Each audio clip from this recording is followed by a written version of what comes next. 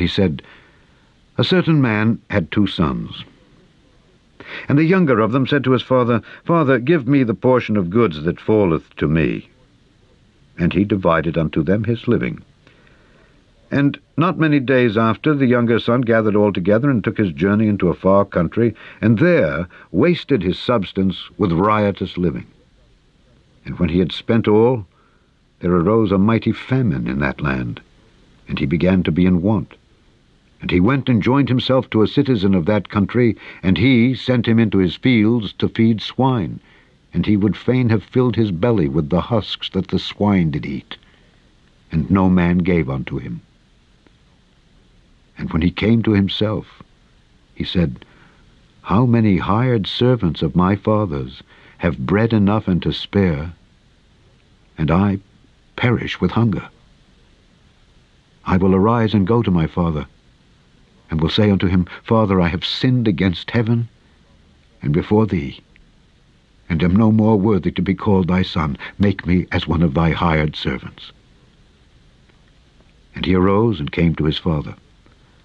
But when he was yet a great way off, his father saw him, and had compassion, and ran and fell on his neck, and kissed him.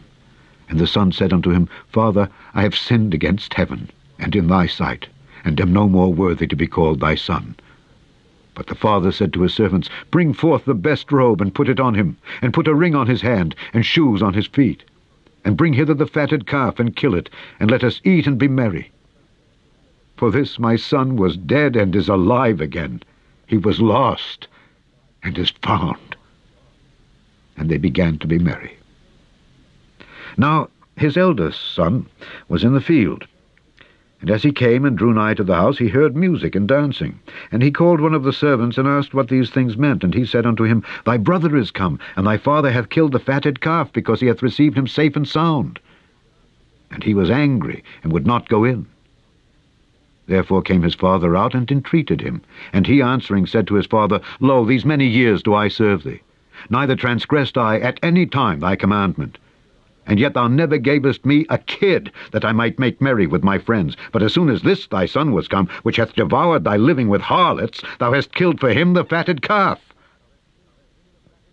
And he said unto him, Son, thou art ever with me, and all that I have is thine. It was meet that we should make merry and be glad. For this thy brother was dead, and is alive again, and was lost, and is found.